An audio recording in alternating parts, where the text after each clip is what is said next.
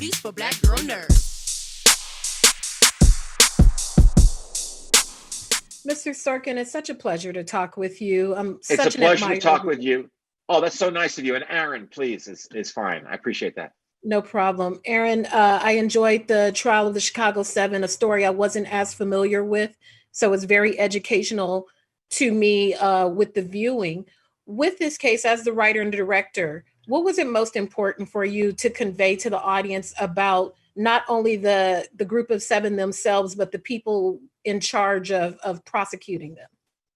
Well, first of all, you say that you weren't that familiar with the Chicago Seven and what happened with the trial. Neither was I when this all started 14 years ago.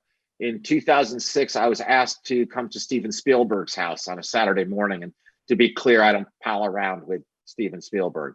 But he said he really wanted to make a movie about the terrible riot in Chicago in '68, the crazy conspiracy trial that followed. And I said, count me in.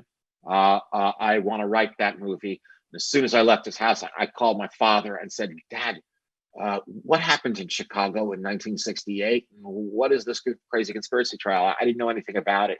So I had to learn a lot. With the movie, I'm sorry, to me,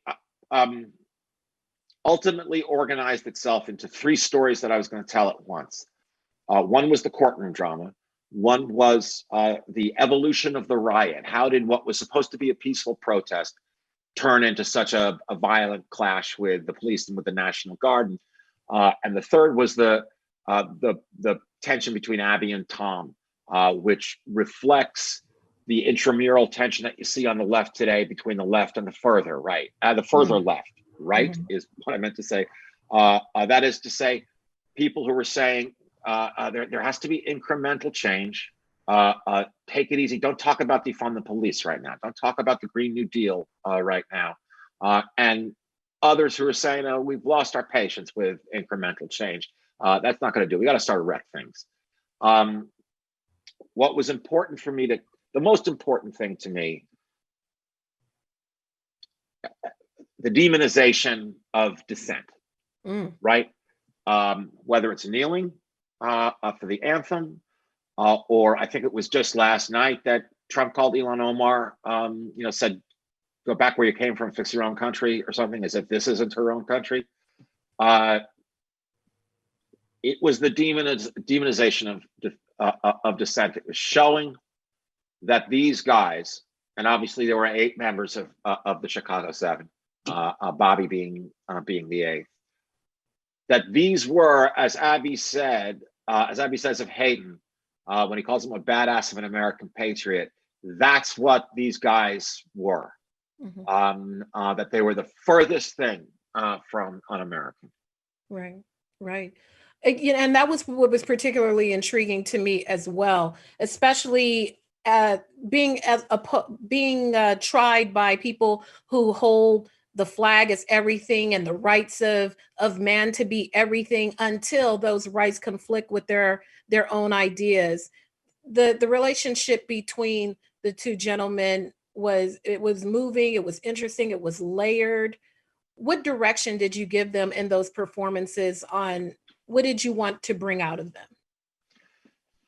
I'll tell you honestly, with this cast, there was, when I got to work in the morning, I felt like I was being tossed the keys to a Formula One race car. And that all I had to do was not put the car on the wall, and these guys were going to win the race.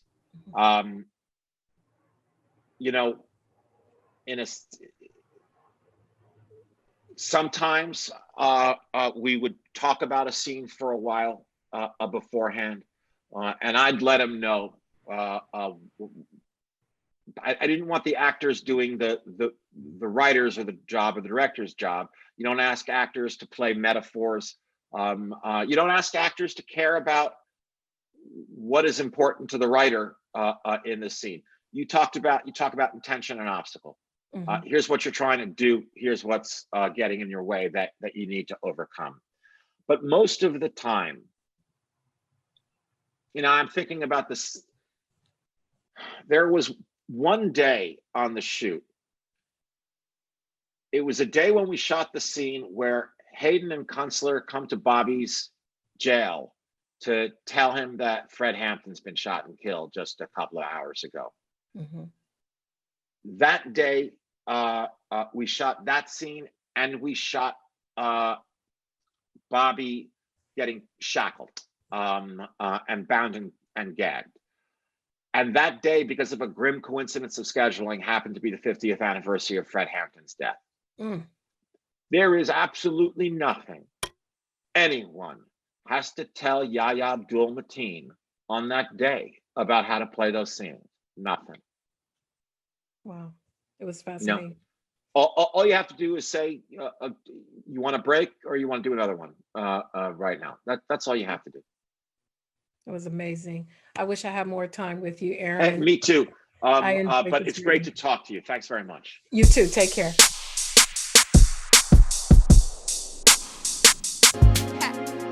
Better shake your booties for black girl nerves. Better shake your booties for black girl nerves.